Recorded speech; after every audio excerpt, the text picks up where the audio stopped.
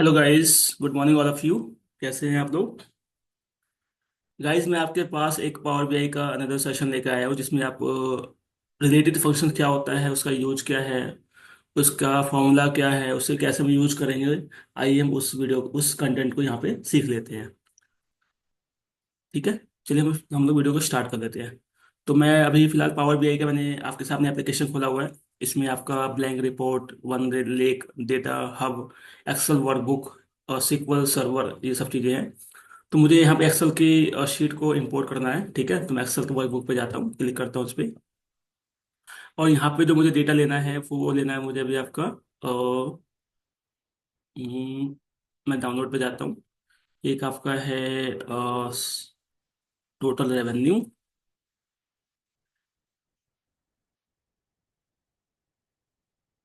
ठीक है, एक आपकी सीट ये वाली है।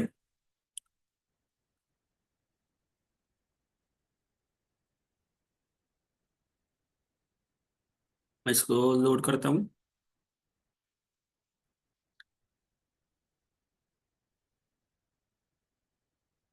सीट आपकी लोडिंग हो रही है। ठीक है, अब मुझे यहाँ पे सेकंड सीट को इंपोर्ट करना है। तो जो सेकंड सीट मेरे पास है वो है टोटल यूनिट्स करके है। ठीक है, टोटल यूनिट्स, मैंने इसको ओपन किया।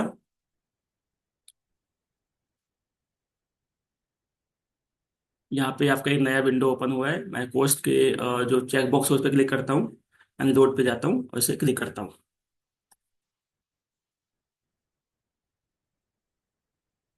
ठीक है, तो आपकी दोनों सीट यहाँ पे इंपोर्ट हो चुकी है, कोस्ट एंड रेवेन्यू। मेरे पास कोस्ट में क्या क्या है? डेट है, सेल्स ए है, सेल्स बी है, टोटल कॉस्ट है। रेवेन्यू में मेरे पास क्या क्या है? डेट है, आइटम ए है, आइटम बी है और सोल्ड आइटम्स है। ठीक है, ये दो चीजें मेरे पास है। और अगर मैं टेबल व्यू पे जाता हूँ तो मेरे पास ये डेटा है। कॉस्ट शीट का डेटा आपका ये है और रेवेन्यू शीट का डेटा आपका ये वाला है। तो अभी मुझे फिलहाल क्या करना है, मैं चाहता हूँ कि कॉस्ट शीट के अंदर ही मैं रेवेन्यू शीट का डेटा लेके आ जाऊँ। Date item A, item B. ठीक है, तो ये आपका आ जाएगा, but way with the help of related function we can use related function over here and we can get the data from the different sheet in the Power BI application।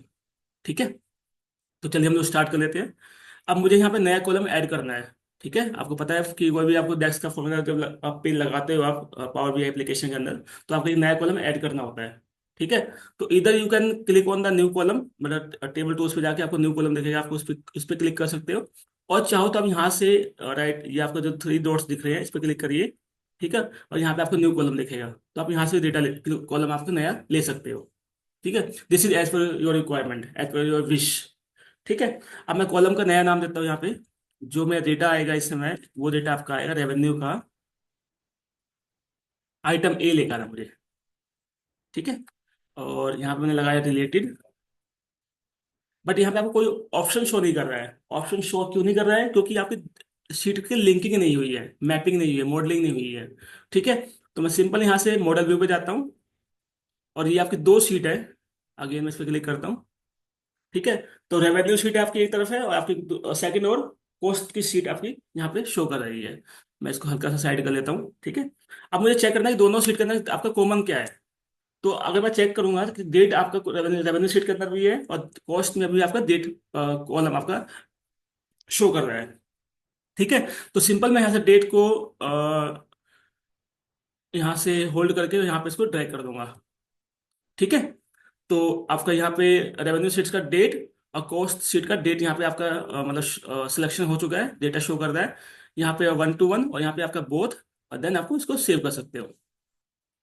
जैसे ही आपने इसको सेव किया तो आपकी यहाँ पे seat की linking हो चुकी है। दोनों साइड आपका एरो बन चुका है। आप चेक करेंगे, जब इस पर आप क्लिक करेंगे तो यहाँ पे दोनों साइड से दोनों सीट्स का जो डेट पोर्शन है वो आपको हाईलाइट हो रहा है। ठीक है, तो आपकी लिंकिंग यहाँ सीट की हो चुकी है। अब मैं जाऊँगा अपने टेबल व्यू पोर्शन के अंदर और यहाँ पे लगाऊंगा फॉर्मूला।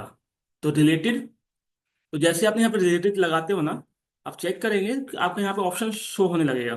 रिलेटेड देखिए, तो आपको क्या करना है, आपको रेवेन्यू शीट से आइटम ए लेके आना है। तो मैं आइटम ए पे जाऊंगा, टैब दबाऊंगा और ब्रैकेट क्लोज करूंगा, एंटर करूंगा। ठीक है, तो ये रिलेटेड की हेल्प से रेवेन्यू शीट का आपका आइटम ए यहाँ पे आ चुका है।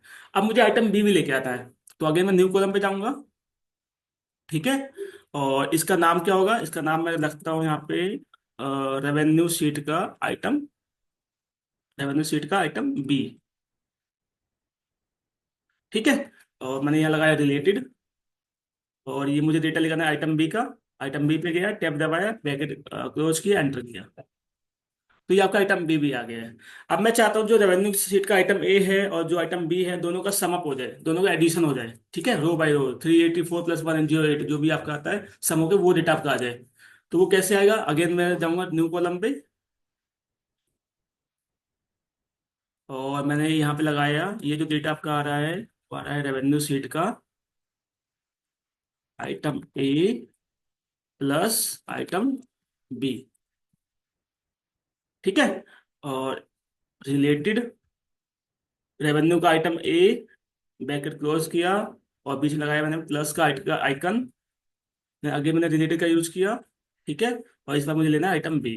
मतलब एक बार आपको आइटम ए लेना है और प्लस लगाना है, और सेकंड आपको आइटम बी लेना है। ठीक है, और आपने ब्रैकेट क्लोज किया और एंटर दबा दिया। ठीक है, तो इस तरह से हम रेवेन्यू सॉरी रिलेटिव फंक्शन का यूज करके किसी डिफरेंट शीट से डेटा को गेट कर सकते हैं। तो गाइज अभी के लिए मैं वीडियो को यहीं पे विराम देता हूँ। नेक्स्ट सेशन के अंदर हम मेजर्स फंक्शन का यूज करेंगे, कैसे उसका यूज होता है, उसका उसका पर्पज क्या है यूज करने का, तो हम उसे कवर करेंगे। ठीक है, चलिए गाइज टाटा बाय बाय।